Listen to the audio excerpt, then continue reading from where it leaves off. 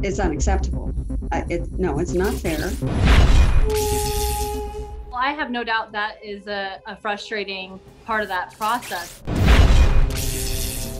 It seems like the system isn't keeping up with the times and the technology. New Mexicans can count on seeing sunshine nearly 300 days out of the year. So for Dan Monahan, he figured installing solar panels at his Northwest Albuquerque home made perfect sense. We just think it's a good way to help the world. Kind of, we're not going to burn coal or oil and all these things that are good about solar. He hired Tesla Energy Operations to do the install, paid $100 to get the process going, and applied for permits with the city and his HOA. Then months later, we ran into a solid roadblock at P&M who said, no, you can't.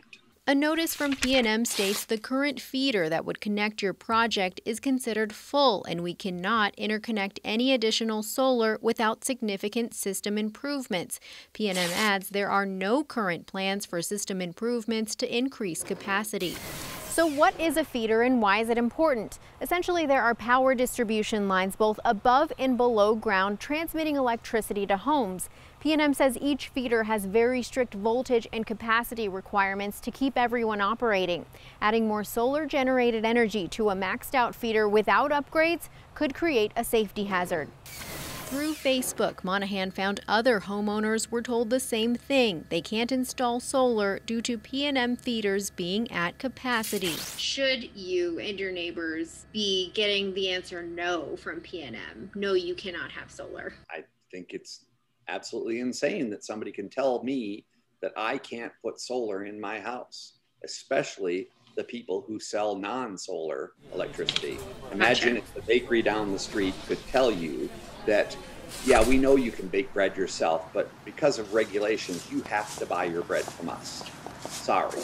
We fully support customer-owned solar, and we think it's wonderful that customers want to install solar on their home, and we fully support renewable resources.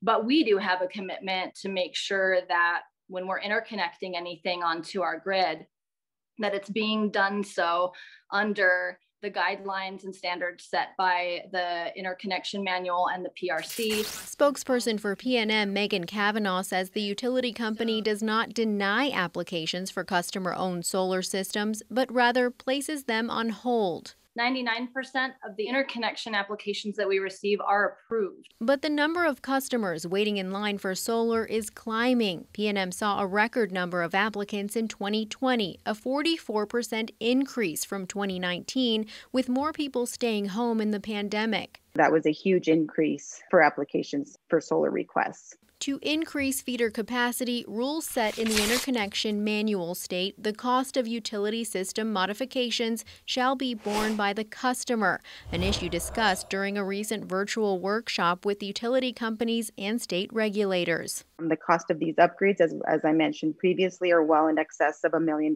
that we don't anticipate a small residential customer to be able to pay that. The manual was written in 2008. It's very outdated. Technology is really advanced, not just with solar systems, but with how we manage distribution lines, bigger transmission lines. Cynthia Hall is a commissioner for District 1 with the state's Public Regulation Commission, or PRC, the authority that regulates P&M. To me, it seems like a no-brainer because we have such an enormous resource of solar energy here. Hall says everyone should have the right to put solar panels on their roof if they so choose, and the PRC is in preliminary stages of updating its interconnection rules. This is the big job we have, which is regulating these monopoly utility companies and making sure that their rates they charge people are fair. If P&M expands feeder capacity to allow more solar, we asked if that could result in a rate hike for P&M customers. Well, when we evaluate projects, cost is obviously a large portion of that. It really needs to be something that benefits customers and the grid as a whole. Would a rate increase have to be approved by the PRC?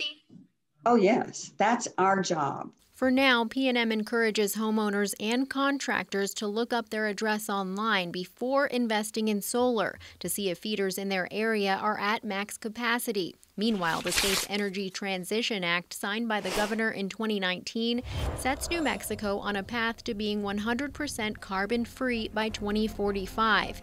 PNM plans to reach that goal by 2040. But, some people want to do something sooner. On special assignment, Gabrielle Burkhart, KRQE News 13.